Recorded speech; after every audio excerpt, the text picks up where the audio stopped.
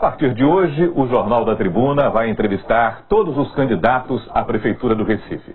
A ordem das entrevistas foi definida por meio de sorteio, com a presença dos assessores dos candidatos. O tempo da entrevista é de 10 minutos.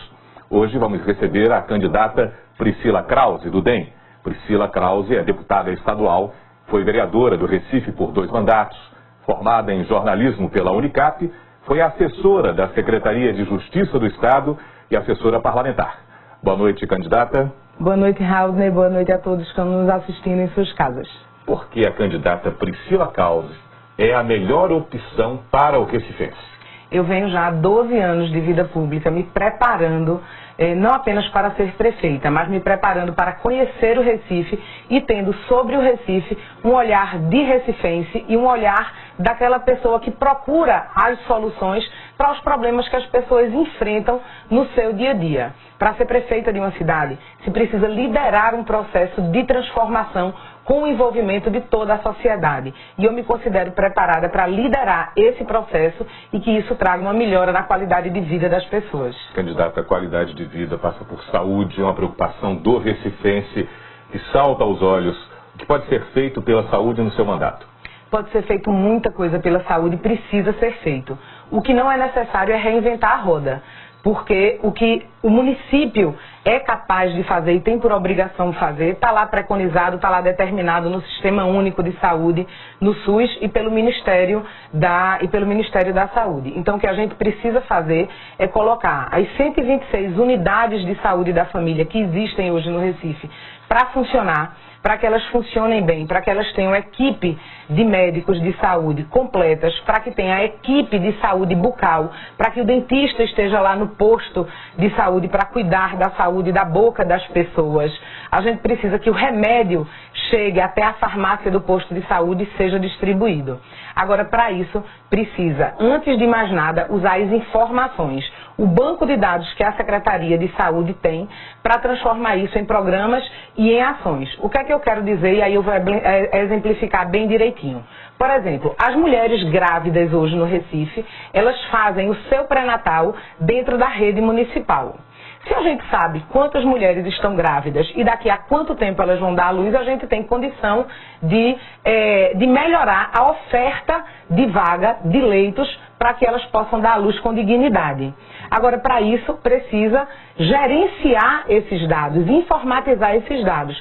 E através dessa informatização também é que a gente vai diminuir o número de consultas, o número de espera para as consultas de especialistas, diminuir a espera de vagas para fazer exames. As pessoas hoje demoram de 6 até 1 ano, às vezes, para conseguir uma vaga, ou para a consulta, ou para o exame. E uma outra coisa, cuidar bem daquilo que existe.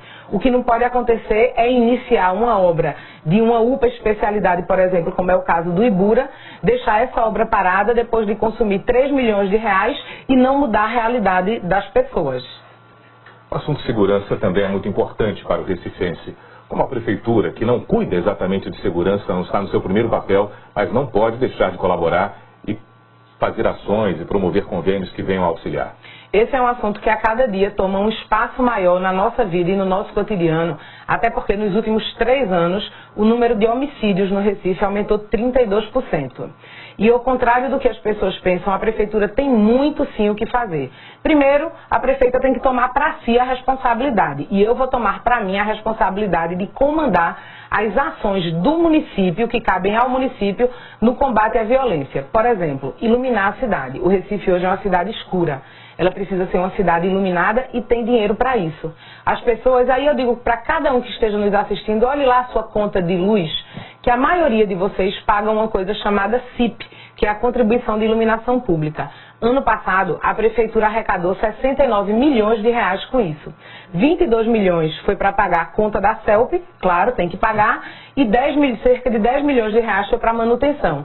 Mas na requalificação foi muito pouco ou quase nada. A gente precisa intensificar essa iluminação da cidade. A gente precisa cuidar dos espaços que estão destruídos, que estão abandonados, aquilo que a gente chama de espaço urbano degradado, porque esses espaços são espaços propícios para a violência. E uma outra coisa importante, fazer uma parceria com o terceiro setor, que são as ONGs, para que a gente cuide e dê assistência daquelas crianças e das famílias e adolescentes que têm envolvimento com droga.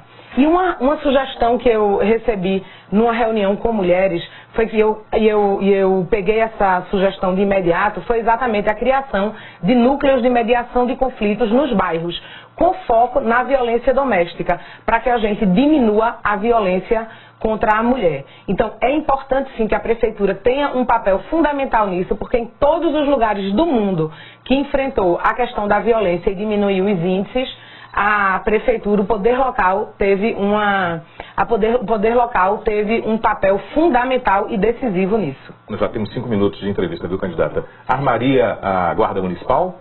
A Guarda Municipal, eu faria uma consulta à população, porque isso é uma coisa tão séria, isso é uma coisa tão importante, que precisa sim escutar a sociedade no que diz respeito a isso. Eu não tenho isso como um dogma.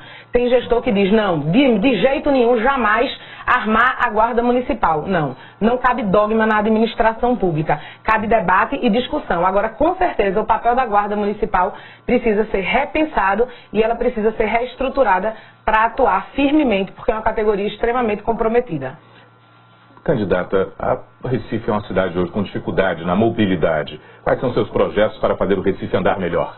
A primeira coisa, a gente tem que cuidar do pedestre. Ele é a prioridade número 1 dentro de um sistema de mobilidade e dentro, inclusive, do sistema viário.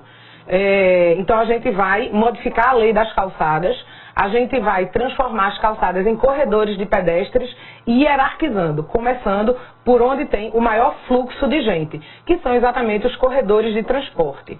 Para os corredores de transporte, a gente vai ampliar as faixas azuis, com a fiscalização eletrônica. Hoje, das 6 faixas azuis existentes no Recife, apenas 2 têm fiscalização eletrônica, que é o que faz, efetivamente, a faixa azul ser respeitada. E uma outra questão é que a gente precisa incluir definitivamente o ciclista dentro, o espaço do ciclista dentro do sistema viário do Recife. Candidata, de quem são as calçadas? Deve o poder público, só a Prefeitura cuidar, ou o dono do imóvel deve cuidar? Hoje, o poder público disse, a responsabilidade é tua, cidadão, e acabou, você não tem nada a ver com isso. E a gente vai mudar essa lógica porque o poder público tem sim responsabilidade. A gente vai hierarquizar e começar a fazer exatamente por onde as pessoas trafegam mais. O tempo passa rápido. Mobilidade urbana, a gente falou. Gostaria de tratar com a senhora do tema ocupação urbana. Transporte, o que a gente tem de camelôs nas ruas, a ocupação do comércio irregular e as ocupações nas áreas de risco. Como se deve tratar desse tema? Essa ocupação ela é extremamente importante para que a cidade funcione e funcione bem. Que a gente dê a oportunidade de todos ocuparem a cidade da melhor forma possível. Agora a gente tem uma prioridade. A nossa prioridade é tirar as pessoas que estão em situação de palafitas para que elas morem com dignidade. Eu não sei se você sabe, mas o banheiro de uma palafita é um buraquinho no chão, na tábua.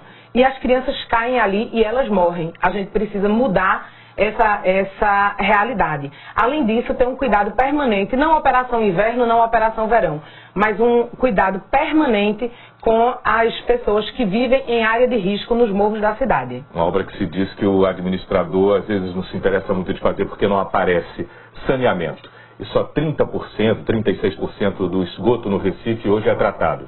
Pois é, a Prefeitura tem que exigir do governo do estado a realização da PPP da Compesa, da parceria público-privada da Compesa, para que cuide de verdade do esgotamento sanitário e para que as obras da prefeitura sejam feitas dentro de um padrão de esgotamento sanitário razoável. Retomar o sistema do Cordeiro, que está abandonado, e dar celeridade às obras da Bacia do Beberibe. Agora, tem uma outra obra que eu gostaria de falar e que essa muita gente não vê porque o resultado vem lá na frente. É a educação. A educação do Recife vai muito mal. Nós perdemos espaço, inclusive posições. Nós saímos da 17ª capital para a 21ª capital no IDEB. Isso acontece porque as nossas crianças estão fora das creches. E aí a gente tem um projeto chamado Casa Mãe. Esse projeto do Casa Mãe a gente vai transformar as casas das comunidades, alugar casas das comunidades, transformá-las em creches para que a gente tenha o maior número possível de crianças atendidas. A prefeitura atual fez a opção por um modelo muito caro, um modelo de 2 milhões de reais no mínimo cada unidade. A gente vai fazer um modelo mais barato para atingir mais pessoas. E aproveitando esses minutinhos, eu queria dar um recado à população. Tem 30 segundos para encerrar. Vai ser nesses 30 segundos. Eu queria dizer que essa eleição, ela é uma eleição de 2 turnos. Que a gente precisa escolher os candidatos que têm proposta, as melhores propostas, propostas viáveis e não nada mirabolante que a gente sabe que não vai acontecer, muito menos em 4 anos. A gente precisa confiar naquela pessoa que a gente está votando e a gente não pode escolher o mais ou menos com medo que o pior volte. Então é esse o apelo que eu faço para que as pessoas votem acreditando em quem está votando. Candidata, muito obrigado, boa noite. Eu que agradeço a oportunidade. Olha, amanhã nós vamos receber a candidata do PSTU, Simone Fontana. O Jornal da Tribuna termina por aqui. Você assiste a seguir ao Jornal da Band. Uma boa noite para você e até amanhã.